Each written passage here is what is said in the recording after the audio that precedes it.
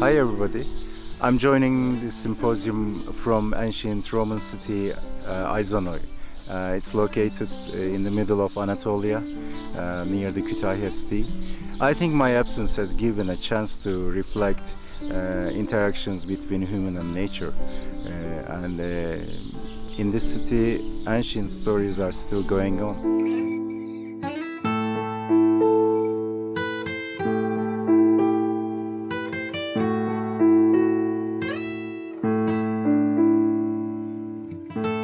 My discourse on environmental ethical pattern consists of behaviors taken roots from the ancient times. Divinities, wars, migrations, empires, pains and happinesses, hopes and afterlife. Divinities in ancient times were defining the social functions of gods. Even in ancient Egypt, there used to be many different beliefs for winds, animals, revenge, and also personification of nature. Those were establishing an autonomic regulation for social and political events. Nature as it is were the source of cure. When it's incurable, the invisible part of the nature was ready to serve hope. Plants, animals, minerals, and also beliefs are ready for your will. The earth is the battlefield for its own. All goods were presents, and all disasters were punishments of gods.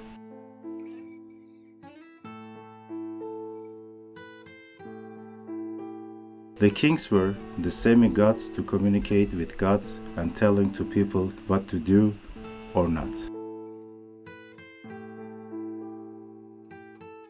The water was the main reasons for the wars. All civilizations were settled close to the water sources, and sometimes they managed the water more than they should do. It has modified the soil. After raw handling of land, migration was the next step of keeping the power of empires. Probably these are the first stages of global world.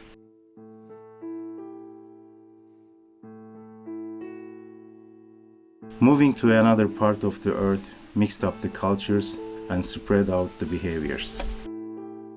Beliefs are still common core of the day and afterlife, and hope belongs to both tomorrow and afterlife.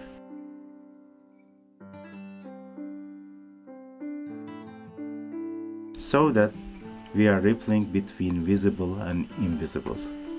The nature is the lead actor of silver screen of life. Now, it's the age of apology, renewable energy, carbon footprint, sustainability, recycling, organic farming, inequalities. Are those the puppets of Plato's cave allegory, or once we have a battle side by side? So, who is the enemy?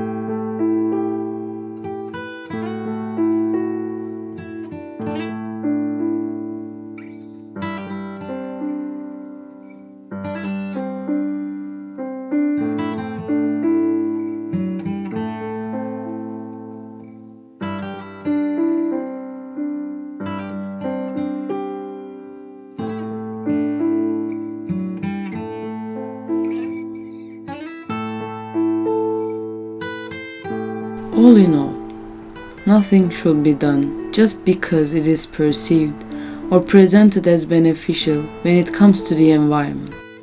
Those kinds of explanations, trying to see the other side of the situation, requires a sophisticated thinking and judging style. To comprehend behind the mask that we put onto the world. The more we try to see, the more we will get close to catch the invisible. There is no doubt about doing that will help us to take a step forward. And that is the real responsibility for all of us, no matter what the manner is. Do not give harm by hiding yourself behind of the term responsibility.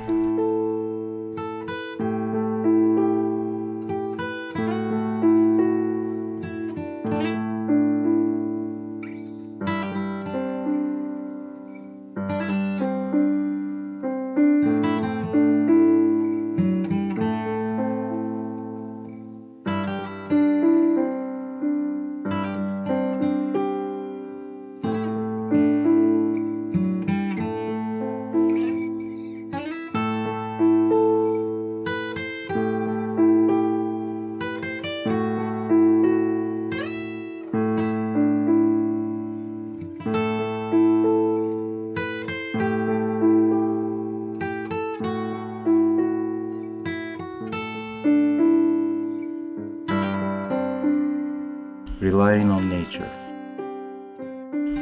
virtual harbor of human.